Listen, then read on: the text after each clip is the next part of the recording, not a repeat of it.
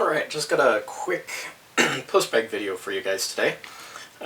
This one is interesting. It's from the Czech Republic, and it cost him 39 whatever the heck they use there, and he was sent to priority. So that's kind of interesting. Let's find out what's in it though. I don't know where my little knife is, so I'm using a big knife today. We have a little thing of foamy stuff. Oh, this is tiny. What the heck did I order? What is in here?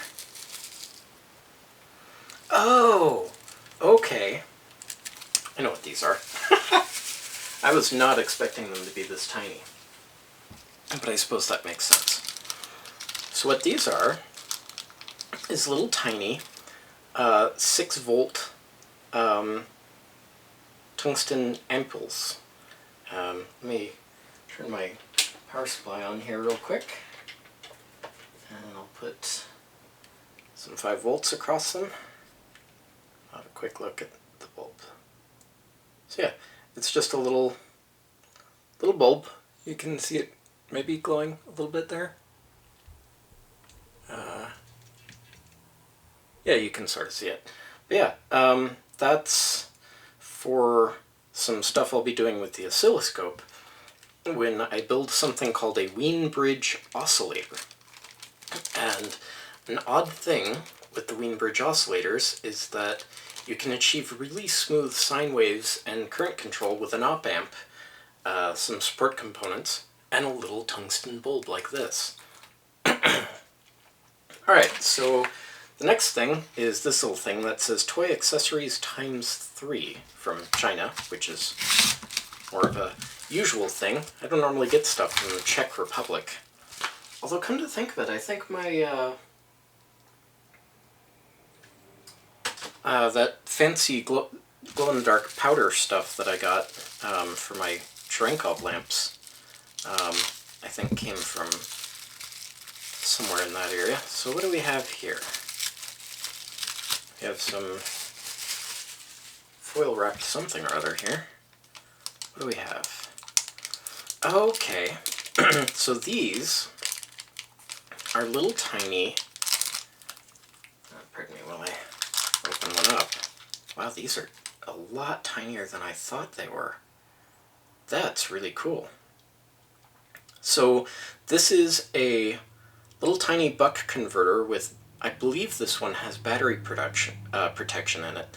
So you can put an input voltage on this side and have an output voltage on this side. A little tiny itty-bitty potentiometer there for adjustment. And yeah, that's what those are for. These are for the flickering flame lamp thing project. Just getting a couple of components so that I can make it nice and stable. Now, for those of you that are looking forward to